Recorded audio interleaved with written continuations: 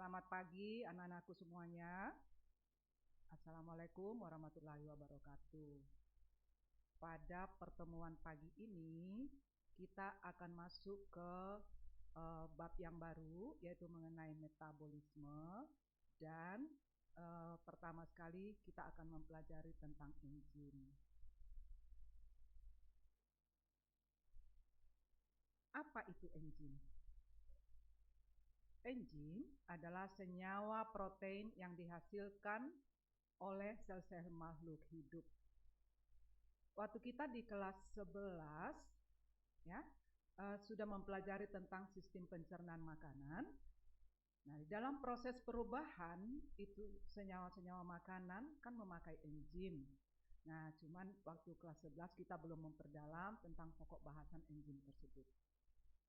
Jadi, sekarang kita lanjutkan. Fungsi enzim itu buat apa? Dia adalah sebagai biokatalisator karena dia bekerja di dalam tubuh makhluk hidup. Jadi di sini ada kata bio. Katalisator adalah meningkatkan laju reaksi metabolisme, tetapi dia tidak ikut bereaksi. Jadi dia adalah protein. Apa sih komponen-komponen enzim tersebut?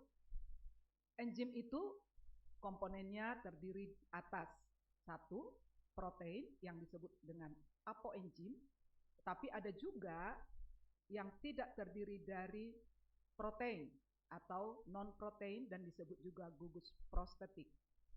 Non-protein itu juga ada dua jenis, yaitu dia terdiri atas ion organik yang disebut dengan koenzim tetapi bukan protein, ya. Jadi dia terdiri dari organik tetapi bukan protein.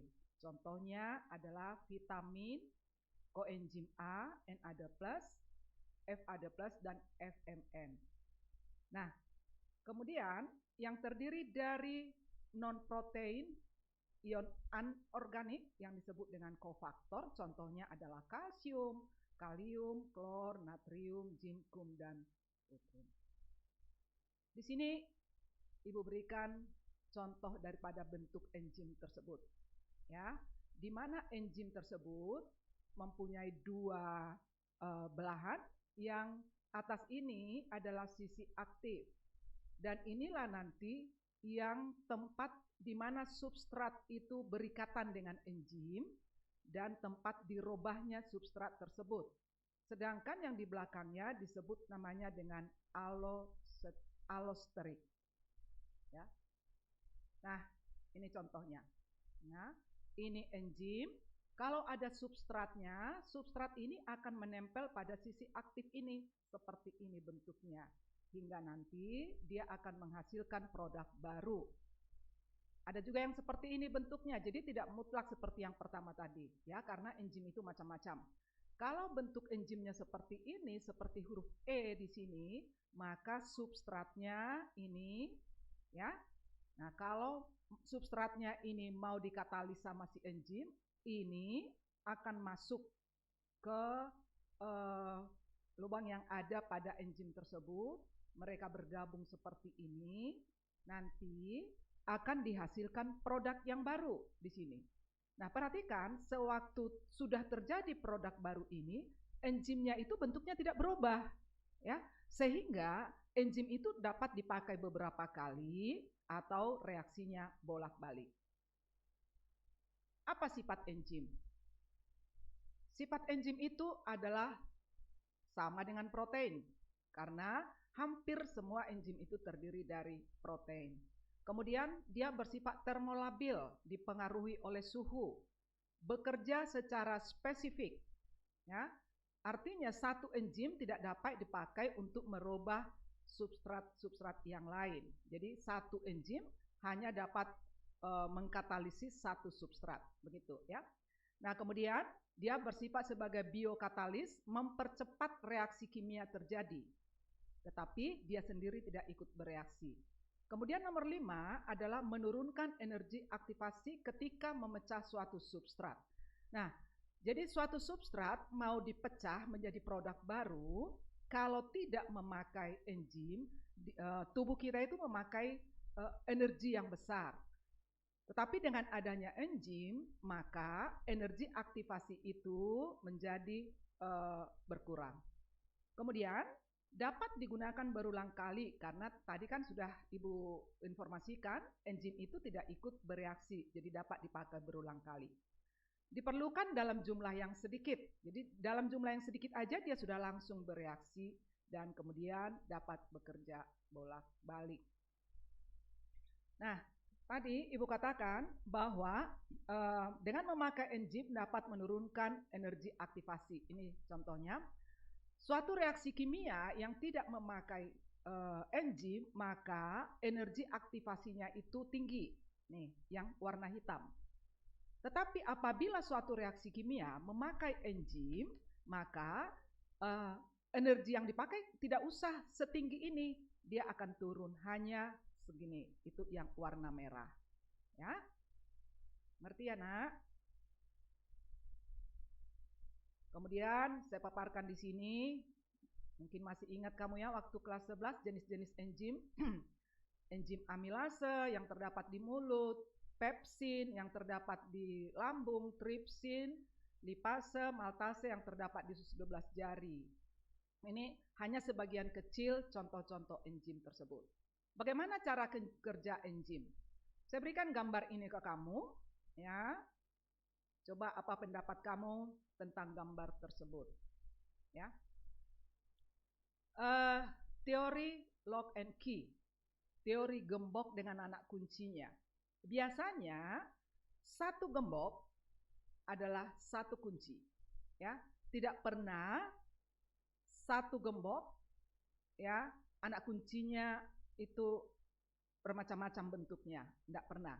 Misalkan, ya, kunci daripada pintu ruang kelas 11, ya, tidak sama kuncinya dengan pintu ruang kepala sekolah. Ya, jadi berbeda-beda. Jadi artinya satu kunci pas dengan satu gembok. Nah, seperti itu enzim tersebut. Nah, ini dia.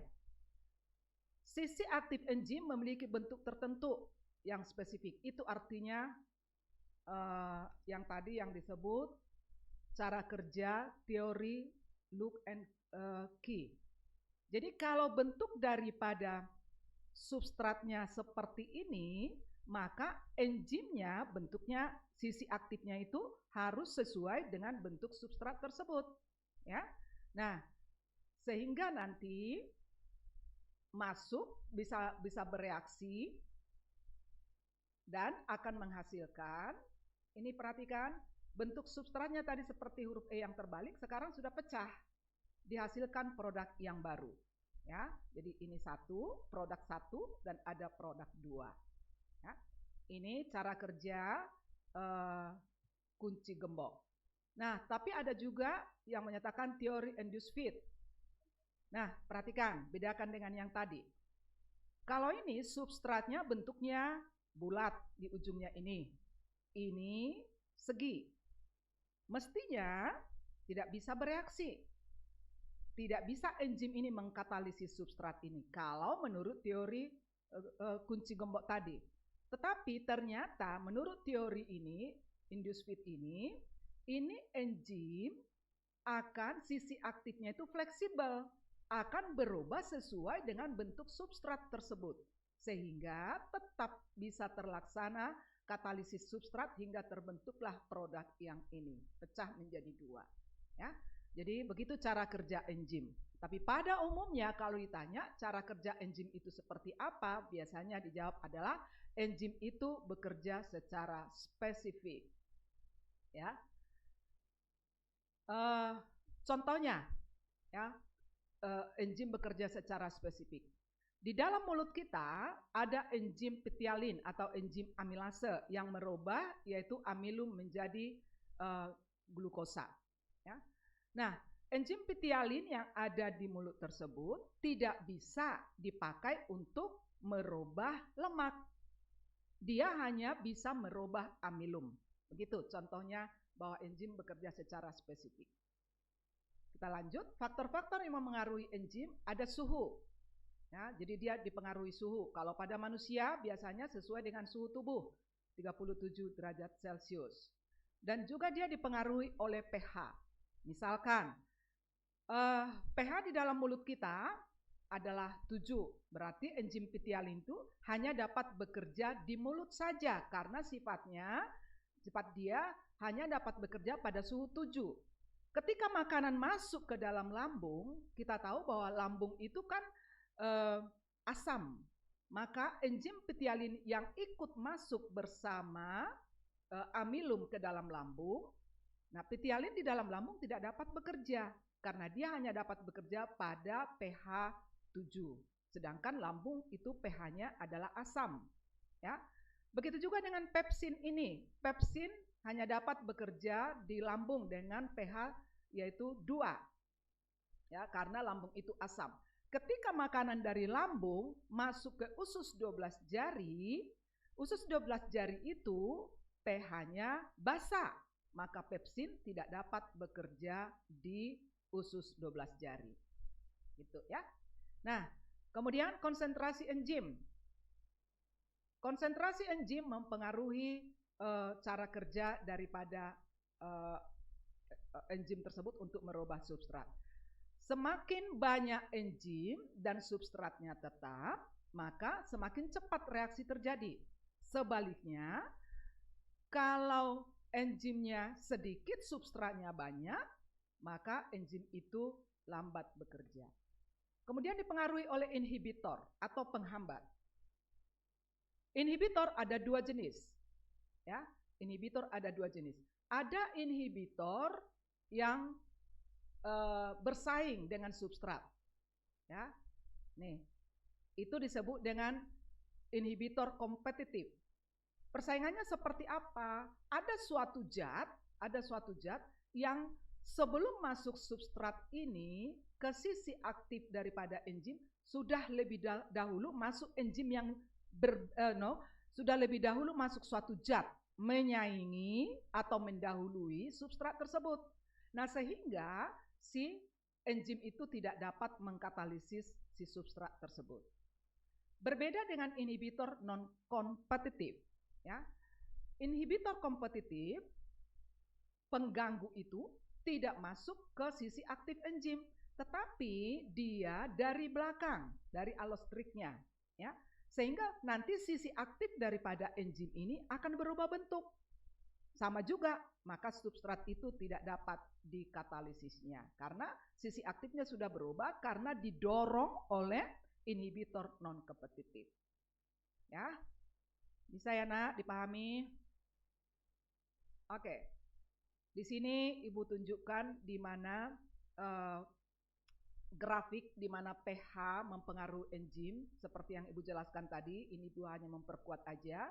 Di sini pepsin, ya, dalam posisi asam dia pH optimumnya bekerja itu 2-3.